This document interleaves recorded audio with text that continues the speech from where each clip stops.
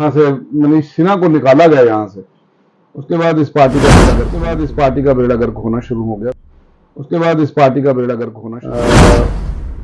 कोई आसान नहीं होता है पार्टी को शिफ्ट करना। कभी आसान नहीं होता और बहुत मुश्किल होता है। It is not easy. आपके रिश्ते बन चुके होते हैं आप और मैं जब आम आदमी पार्टी में गया तो मैं केजरीवाल जी और उनकी जो पीपल फ्रेंडली पॉलिसीज है उनसे बड़ा प्रभावित होकर गया था। जी जी। और मैं आज भी हूँ। ये भी मैं मानता हूँ कि वो एक सज्जन पुरुष हैं, अच्छे नेता हैं, अच्छा व्यक्तित्व है उनका और उनकी पार्टी की पॉलिसीज भी बड़ी पीपल फ्रेंडली है। लेकिन जो उनका एक्सटेंशन प्रोग्राम आगे बढ़ाने वाला जो था वो प्रदीप मित्तल, मनीष सिन्हा के बाद और जिन्होंने भरपूर काम किया, जिन्होंने पूरा फैलाव किया, जिसके कारण हमने ज्वाइन की पार्टी और थोड़ा बहुत उसके बाद गौरव शर्मा आए, थोड़ा बहुत उन्होंने। तो मैं समझता हूं कि जब ये लोग चले गए यहाँ से, मनीष सिन्हा को निकाला गया यहाँ से, उसके बाद इस पार्टी का बेड़ा चापलूसों की बातें सुनकर क्रेडिट खाने के लिए, इस उछाल को अपने ग्रैब करने के लिए जो वो थे ना प्रभारी थे, उनके बीच में लड़ाइयां लग गई।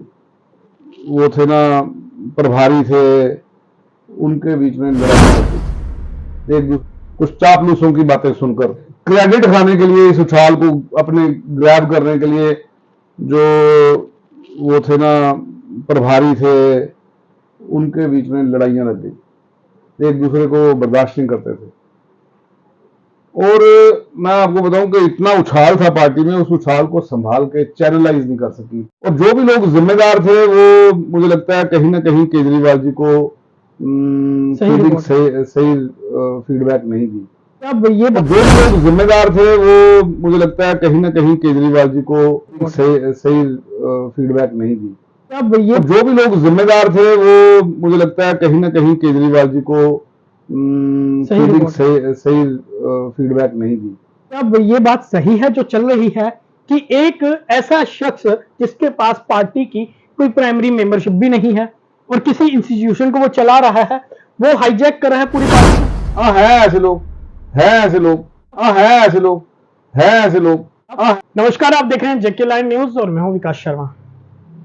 पिछले कुछ दिन पहले जम्मू कश्मीर की राजनीति में एक बड़ी हलचल देखने को मिली, जिसमें आम आदमी पार्टी और कुछ डीएपी से और कुछ जम्मू कश्मीर अपनी पार्टी से कद्दावर नेता दिल्ली जाते हैं और अपनी पुरानी पार्टियों से त्यागपत्र देते हैं और नई पार्टी यानी कि कांग्रेस में ज्वाइन करते हैं। उसमें से जम्मू का एक बड़ा चेहरा, जिनके साथ एक बड़ा जनमानस चलता है, एक बड़े लोग जो हैं इन पे विश्वास जताते हैं। और उस समय मुझे याद है जब एक जन सैलाब इनके साथ था और वो सिटिंग कैबिनेट मंत्री को हराया। एक बड़ा नाम जाना जाता है, तरनजीत सिंह टोनी मेरे साथ है। सर, सबसे पहले आपको बहुत बहुत शुभकामनाएं नई पारी के लिए। टोनी साहब, आपसे जानना चाहूंगा क्या रहा, क्योंकि जब आपने आम आदमी पार्टी ज्वाइन की थी तब भी हमारी बातचीत हुई थी, तो आपने कहा लोगों की भलाई के लिए मैं इस पार्टी में आया हूं। अब क्या मजबूरियां रही कि आपको आम आदमी पार्टी को बाय बाय करके कांग्रेस में आना पड़ा? देखिए, मैं आपको एक बात बताऊं विकास के, कोई आसान नहीं होता है पार्टी को शिफ्ट करना कभी आसान नहीं होता और बहुत मुश्किल होता है। It is not easy. आपके रिश्ते बन चुके होते हैं आप और मैं जब आम आदमी पार्टी में गया तो मैं केजरीवाल जी और उनकी जो पीपल फ्रेंडली पॉलिसीज है उनसे बड़ा प्रभावित होकर गया था। जी जी। और मैं आज भी हूँ। ये भी मैं मानता हूँ कि वो एक सज्जन पुरुष हैं, अच्छे नेता हैं, अच्छा व्यक्तित्व है उनका और उनकी पार्टी की पॉलिसीज भी बड़ी पीपल फ्रेंडली है। लेकिन जो उनका एक्सटेंशन प्रोग्राम आगे बढ़ाने वाला जो था वो प्रदीप मित्तल, मनीष सिन्हा के बाद और जिन्होंने भरपूर काम किया, जिन्होंने पूरा फैलाव किया, जिसके कारण हमने ज्वाइन की पार्टी और थोड़ा बहुत उसके बाद गौरव शर्मा आए, थोड़ा बहुत उन्होंने, तो मैं समझता हूं कि जब ये लोग चले गए यहां से, मनीष सिन्हा को निकाला गया यहां से, उसके बाद इस पार्टी का बेड़ा गर्क होना शुरू हो गया, क्योंकि जो मेहनत करने वाला इंसान था ना, जो कड़ियां जोड़ने वाला था, जो फैलाव कर रहा था, वो मनीष सिन्हा था। तो जब उसको निकाला गया यहां से, कुछ चापलूसों की बातें सुनकर निकाल दिया गया, तो मुझे लगा कि पार्टी का मुझे ये अभी बढ़ने से पहले ही इसको कदम जो है श्रिंक होना शुरू हो जाएगी। और वही हुआ कि क्रेडिट खाने के लिए, इस उछाल को अपने ग्रैब करने के लिए, जो वो थे ना प्रभारी थे, उनके बीच में लड़ाइयां लग गई, एक दूसरे को बर्दाश्त नहीं करते थे। और मैं आपको बताऊं कि इतना उछाल था पार्टी में, उस उछाल को संभाल के चैनलाइज नहीं कर सकी पार्टी के लोग। और जो भी लोग जिम्मेदार थे, वो मुझे लगता है कहीं ना कहीं केजरीवाल जी को सही फीडबैक नहीं दी। सीनियर जूनियर का कोई लिहाज नहीं पार्टी के अंदर।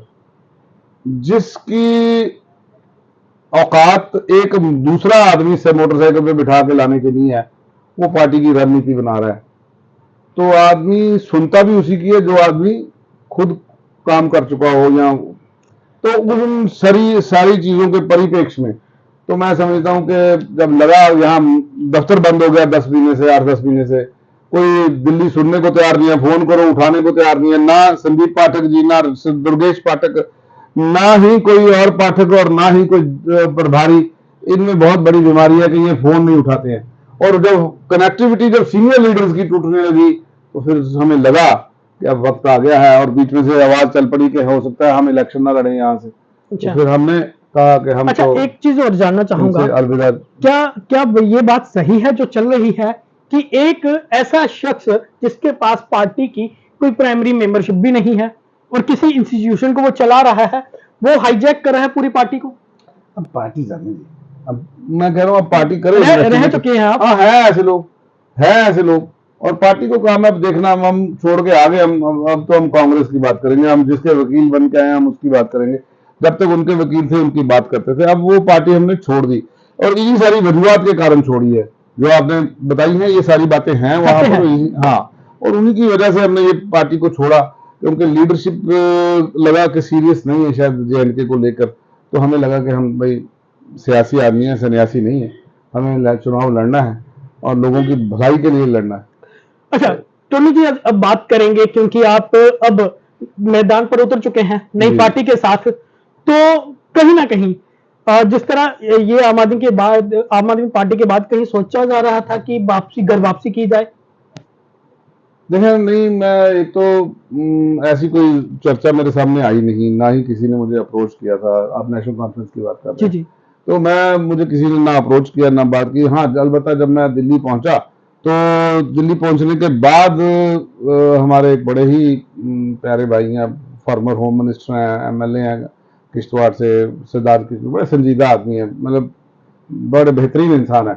उनका फोन आया, टोनी भाई आप इधर आए, तो मैं कहा भाई अब बहुत लेट हो चुका है, सुबह मुझे ज्वाइन करना है और रात को आपका फोन आ रहा है, तो अच्छा लगता नहीं है कि मैं किसी को उस वक्त जाकर डिस्कस। वो दूसरा सबसे बड़ी बात है कि यहाँ पे जो रजनी पाटिल जी हैं, जो हमारी प्रभारी हैं रियासत की, बहुत ही विशाल दिल की और बड़े ही नम्र स्वभाव की, तो नम्र स्वभाव की जो हैं, मैं समझता हूँ उनका बड़ा, मैं सब छोटे भाई जैसा मानती हैं वो मुझे, तो मुझे भी बड़ा उनके साथ रिस्पेक्ट रिगार्ड है। उन्होंने बड़ा मुझे बोल रखा था।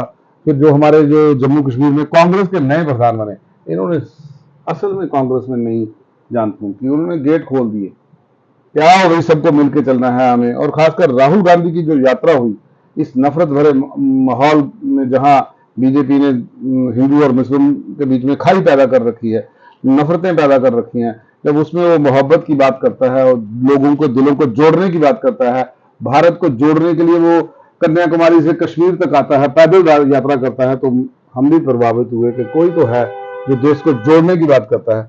तो मुझे लगा कि अब कांग्रेस ही ठीक है। किस तरह देखते हैं जम्मू कश्मीर की बात कही जाए, आम जनता जो है वो दरबदर हो रही है, स्मार्ट मीटर के कारण जगह जगह प्रदर्शन हो रहे हैं, तोड़फोड़ हो रही है, किस तरह देखते हैं? देखिए बीजेपी बेसिकली उसका कोई भी पीपल फ्रेंडली पॉलिसी नहीं है। लोगों के प्रति बीजेपी का कोई भी पॉलिसी प्रोग्राम नहीं है। उनका सिर्फ और सिर्फ एजेंडा है अंबानी और अडानी और अपने अमीर दोस्तों की, उनकी जो है पुष्टपनाई, उनकी भलाई के लिए ये पार्टी आई है। ये पार्टी है अमीर लोगों की पार्टी, ये गरीबों हम और बेरोजगारों की पार्टी नहीं है। ये उनके प्रति कुछ भी नहीं सोचेगी। डेली वेजरों के साथ इन्होंने कितना बड़ा विश्वासघात किया। इन्होंने बोला कि हमें जितवाओ, हमारी सरकार बनेगी, हम आपको पक्का कर देंगे। उन बेचारों ने इनको दिन रात नहीं देखी और इनको मेहनत करके वोट दिलवाए, सब कुछ किया। आज मैं समझता हूं कि आप उन्हीं को पूछो, आप कहां खड़े हो? उनको कैसे इन्होंने ट्रीट किया, डंडे बरसाए, क्या नहीं किया उनके ऊपर।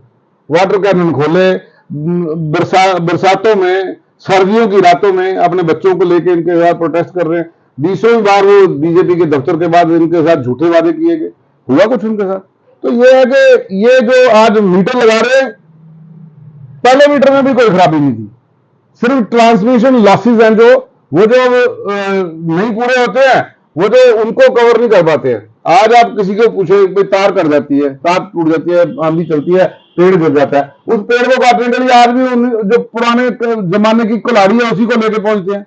जबकि जमाना है वुड कटर का, वो जो डीजल के साथ चलता है, वो लेके आते हैं 2 मिनट में काट के साइड। परसों रात को 3 बजे लाइट लगी हमारे यहां, पेड़ गिर गए। तो मैं समझता हूं कि इनको जहां पे इंप्रूवमेंट करनी थी, जहां ट्रांसमिशन चीजों को इंप्रूव करना था, जहां इनको इंडस्ट्री के इंडिपेंडेंट एक्सक्लूसिव फीडर्स देने थे, क्योंकि कैसे आप बाहर से बोलते हो मेक इन इंडिया कामयाब हो या इंडस्ट्री आए, कैसे आए इंडस्ट्री? आप उनको कुछ प्रोवाइड करें। ये आज ये जो लोग हैं, ये सिर्फ अंबानी अडानी की सरकार है, सूट बूट की सरकार है। ये गरीबों की सरकार नहीं है, किसानों की सरकार नहीं है, बेरोजगारों की सरकार नहीं है। क्या तरनजीत सिंह टोनी या फिर कांग्रेस दोनों मिलके आने वाले दिनों में सड़कों के ऊपर होंगे, जिस तरह आह्वान किया जा रहा है सभी अपनी पार्टी और पॉलिटिक्स छोड़ के 16 तारीख को एक जगह इकट्ठे हो जाएं, तभी पुल बंद करेंगे? ये है, ये जो फैसला है, ये मेरे प्रधान विकार रसूल साहब जो भी लेंगे, हम उसके साथ खड़े होंगे। अच्छा, दूसरी तरफ 9 साल बेमिसाल और सबका साथ सबका विकास किस तरह देखते हैं? बिल्कुल बेकार। ये 9 साल सारी जनता बेहाल, महंगाई से बुरा हाल। गैस सिलेंडर स्मृति ईरानी को 400 रुपए का महंगा लगता था, तो 1200 का सस्ता लग रहा है। गरीब के लिए यही था कि प्याज और टमाटर की चटनी बना के तो आप रोटी खा लो, लेकिन आज भी राहुल गांधी जी बोल रहे थे, तो फ्लाइंग किस का मामला सामने आया है? फ्लाइंग किस, तो उन्होंने उसको करीब चेयर को एड्रेस किया ऐसे करके। तो ये एक प्यार की बात है जी, मैंने आपको ऐसे कर दिया, ऐसे कर दिया। वो तो पूरे भारत जोड़ो यात्रा में भी उन्होंने लोगों को, बच्चों को किया, बुजुर्गों को किया। It is a mark of respect and love. And वो जबरदस्ती खींच के अपनी तरफ लेके जा रही है। देखें जरा वीडियो, वो किस तरफ मुंह करके कर रहे हैं और वो किस तरफ खड़ी है। ये ध्यान को भटकाने की बात है, मुद्दे से भटक जाए अपोजिशन और गोदी मीडिया बहादुर इस सारे काम को करने के लिए।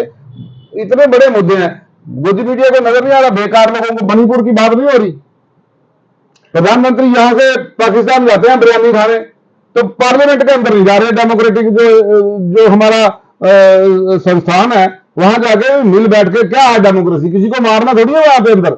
वहां पे अपने विचारों की बात रखनी है, मैंने अपने विचार रखने हैं, आपने अपने रखने हैं, किसी ने और अपने रखने हैं। एक बेहतर जो है चीज निकलती है, उभर के आती है उन विचारों से, उन तकरार से, उन विचारों से। तो उसके ऊपर अमल करके देश को जोड़ने की बात करनी है कि दोबारा मणिपुर जैसा वाकया ना हो।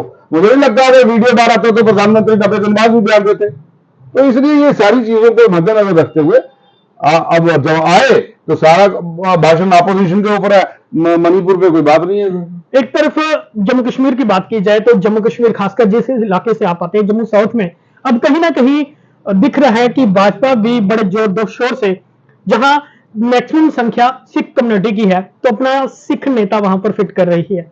लगता है कांग्रेस जो है, कांग्रेस आपको लड़ाएगी, या फिर क्या लगता है कि एक दोनों तरफ दोनों सिख होंगे? देखें जी, कांग्रेस जिम्मेदारी लगाएगी तो बीजेपी चाहे जिसको मर्जी लड़ा ले। हम बीजेपी का तो फैसला नहीं ना करेंगे, वो जिसको मर्जी लड़ाए। हम लोगों में लेके जाएंगे कि भाई ये जो मीटर लगाए हैं, ये अगर आपके हक में है तो इनको वोट दे दो। अगर ये टमाटर 250 रुपए किलो आपके हक में है तो वोट दो इनको, बीजेपी को। अगर गैस सिलेंडर 400 रुपए का की जगह 1200 रुपए का लेना तो दे दो वोट इनको बीजेपी को, अगर और महंगा करना 2000 का करना तो फिर बीजेपी को दे दो। तो ये जनाब ये लोगों को आज पूरी तरह किसानों ने जितनी आत्महत्याएं इनके मौके में की हैं।